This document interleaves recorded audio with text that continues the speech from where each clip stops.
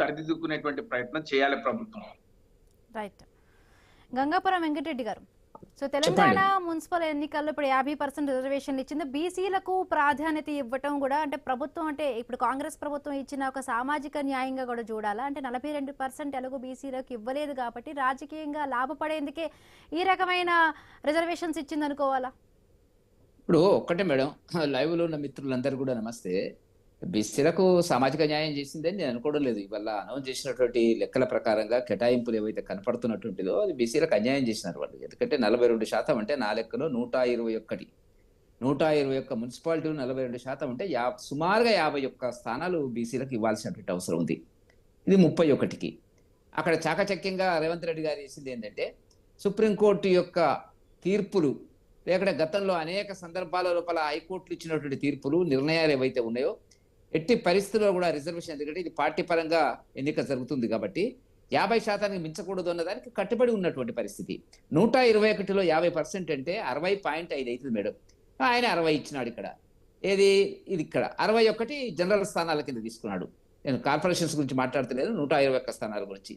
కాబట్టి ఏ సుప్రీంకోర్టు అయితే 50% రిజర్వేషన్ దాటకూడదన్న దానికి కట్టుబడి చేసినటువంటి దానికి ఇంతకాలం ఎందుకు నడిపించినాడు? ఈ రాష్ట్రంలో గొడవలు ఎందుకు చేసినాడు? ఉద్యమాలు ఎందుకు చేసినాడు? ప్రతి భారతీయ జనతా పార్టీ మీద ఎందుకు విమర్శలు చేసినాడు? పార్లమెంట్లో చట్టం రాలేదు ఎందుకన్నాడు? కేంద్ర ప్రభుత్వానికి ఎందుకు సహకరించడం లేదనేటువంటి అర్థం లేనటువంటి విమర్శలు చేసినటువంటి రేవంత్ రెడ్డి గారికి కనీస జ్ఞానోదయం జరిగింది. ఇప్పుడు మళ్ళీ ఆఖరికి వచ్చి అదే పద్ధతి లోపల ఇస్తున్నాడు. ఇప్పుడు మీరు లెక్కిస్తే 38 స్థానాలు బీసీలకు, 17 స్థానాలు ఎస్సీలకు, 5 స్థానాలకు ఎస్టీలకు. మరి ఎస్టీలకు లెక్కేందో మరి వెంకటనాయక్ గారు చెప్పాలా? ఎస్టీలకు వాళ్ళకు నాకు తెలిసినంత వరకు 7.5% ఉండాలా.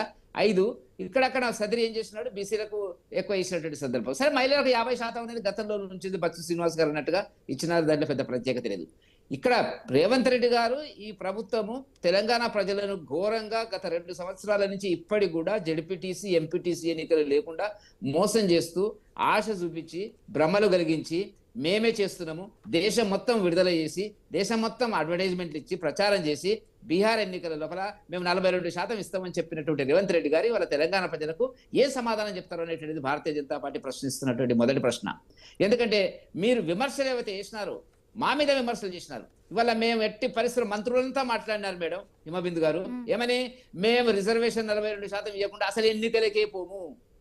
నేనే పెద్ద ఆశ్చర్యపడతలేను. ఎందుకంటే అబద్ధాలు చెప్పడము, అవాస్తవికత ప్రచారాలు చేయడం రేవంత్ రెడ్డి గారికి ఉన్నటువంటి తెలివితేటలు బహుశా తెలంగాణ రాజకీయాల లోపల ఎవరికి ఉండదు అనేటువంటిది నా యొక్క వ్యక్తిగత అభిప్రాయమే కాదు, పార్టీ అభిప్రాయం కూడా. ఎందుకు పోయినారు ఇవాళ? ఎందుకు ఇవాళ 3,000 కోట్ల రూపాయలు ఆగిపోయినాయి కదా స్థానిక సంస్థలకు సంబంధించినటువంటిది కేంద్ర ప్రభుత్వం నుంచి రావాల్సింది. మీరు ఎట్లా గ్రామ పంచాయతీలకు ఇయ్యరు? 3,000 కోట్లలో 2,450 కోట్లు గ్రామ పంచాయతీలకు రావాలా? 550 కోట్లు ఏవైతే ఉన్నాయో అవి మున్సిపాలిటీలకు రావాలా?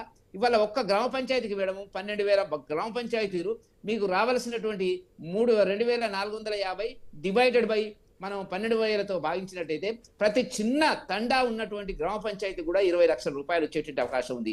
మా ఊరు ఉంది ఇప్పుడు 3,000 జనాభా, 3,500 జనాభా, 70 లక్షల రూపాయలు ఈ మార్చి లోపల రిలీజ్ అవుతుంది. కేంద్ర ప్రభుత్వం రిలీజ్ చేయబోతుంది. కిషన్ రెడ్డి గారు చెప్పడం కూడా జరిగింది. ఇమ్మీడియట్ గా 1,000 కోట్ల రూపాయలు రిలీజ్ చేస్తున్నట్టు. దీనికి అభివృద్ధి ఏ రకంగా ఉన్నది? వల్ల అభివృద్ధి కుంటుపడింది కదా, కంటిన్యూస్ గా లేదు కదా, కనీసం స్ట్రీట్ లైట్ కూడా పెట్టుకునే పరిస్థితి లేదు కదా. మరి చెప్పింది ఏంది, చేసింది ఏంది, కామారెడ్డిలో మాట్లాడింది ఏంది, ఆఖరికి వచ్చి మళ్ళీ అక్కడికి వచ్చినావు కదా. కాబట్టి ఇప్పుడు దీనిలో స్పష్టంగా కనపడుతున్నటువంటిది ఏంటంటే కేవలం విమర్శల కోసం భారతీయ జనతా పార్టీని, కేంద్ర ప్రభుత్వాన్ని బదనాం చేయడానికి రేవంత్ రెడ్డి గారు కంకణం కట్టుకున్నారు. అది విఫలమైండు అనేటువంటిది ఆయన ఇచ్చినటువంటి దాని ప్రకారంగా మనకు కనపడుతున్నటువంటి అంశము. 42% ఎక్కడ ఇచ్చినాడు? రాలే. కాబట్టి నేను అంటున్నది ఏంటంటే ఏదైనా ఒక పాలన చేస్తున్నటువంటి ముఖ్యమంత్రులు తనకు సంబంధించినటువంటి అనేక అంశములు, ఇది వీలైతుందా వీలు కాదా, రోజు జరుగుతుంది. ఆదిలాబాద్ నుంచి స్టార్ట్ చేసినాడు, మహబూబ్నగర్లో వాళ్ళు మాట్లాడుతున్నాడు. ఆయన మాట్లాడుతుంది అధికారం నుండి మాట్లాడుతున్నాడా, లేకపోతే పిసిసి ప్రెసిడెంట్ గా కేసీఆర్ గారు ముఖ్యమంత్రిగా ఉన్నప్పుడు ఆయన పిసిసి ప్రెసిడెంట్ గా ఉండేటువంటి భాష, సమస్యలు, చర్చ, విమర్శలు అవే చేస్తున్నాడు. అధికారం నీకు ఇచ్చింది కదా, అధికారం ఇస్తే ఏం చేస్తావో చెప్పవా అంటే వాళ్ళని వీళ్ళని తిట్టుకునేటువంటి పరిస్థితి ఎందుకు వచ్చింది? కాబట్టి రేవంత్ రెడ్డి గారికి పాలన చేత కాదు అనేటువంటి ఒక ఆర్థిక సంక్షోభంలో రాష్ట్రం ఉన్నది. ఏమి చేయలేటువంటి నిస్సహాయ పరిస్థితిలో ఉన్నాడు. సరే, ప్రజలు తీర్పిస్తారు. పట్టణ ప్రజలు బాగా ఆలోచన పరులు, మేధావులు, విజ్ఞులు, విజ్ఞప్తి మేరకు ఇవాళ జరిగే ఉద్యోగస్తులు, రిటైర్డ్ అయినటువంటి వాళ్ళు రేవంత్ రెడ్డి గారి 2 సంవత్సరాల పాలనకు ముగింపు పలుకుతారు తమ తీర్పు ద్వారా అనేటువంటిది భారతీయ జనతా పార్టీ భావిస్తున్నది. ఆ కోణం లోపల బ్రహ్మాండంగా మేము చాలా మున్సిపాలిటీలు మేము కైవసం చేసుకునేటువంటి ధైర్యం మాకు ఇవాళ రావడం జరిగింది. దానికి కారణము ఇచ్చిన హామీలు ఏవైతే అమలు పరిచే పరిస్థితి లోపల లేరు. మోదీ గారి యొక్క అభివృద్ధి నమూనా వైపు ఇవాళ మీరు చూసినారు. మహారాష్ట్రలో దుమ్ము దులిపిన మేము 29 మున్సిపాలిటీ లోపల 28 స్థానాలు భారతీయ జనతా పార్టీ గెలవడం అనేటువంటిది ఏ రకంగా మనం దాన్ని విశ్లేషిస్తారు అనేటువంటిది మనం ఆలోచించుకోవాల్సినటువంటి అవసరం ఉంది. ఫస్ట్ టైం బాంబే శివసేనకు సంబంధించి చాలా కాలం నుంచి బాలాసాహెబ్ ఉన్నప్పటి నుంచి కూడా శివసేన క్లోజ్ అయినటువంటి పరిస్థితి, కాంగ్రెస్ పరిస్థితి ఏందో మనకు కనపడుతున్నటువంటిది. కాబట్టి ఇవాళ మోదీ గారి నాయకత్వం పట్ల పట్టణ ప్రజలు చదువుకున్న వాళ్ళు ఆలోచిస్తున్నారు. దానికి సంబంధించినటువంటి విషయాల లోపల నిర్ణయాలు చేస్తున్నారు అనేటువంటి స్పష్టంగా కనపడుతుంది. రేపు వచ్చే తెలంగాణ మున్సిపల్ ఎన్నికల లోపల భారతీయ జనతా పార్టీ విజయ పరంపర కొనసాగుతుందని చెప్పి మేము భావిస్తున్నటువంటి ఒక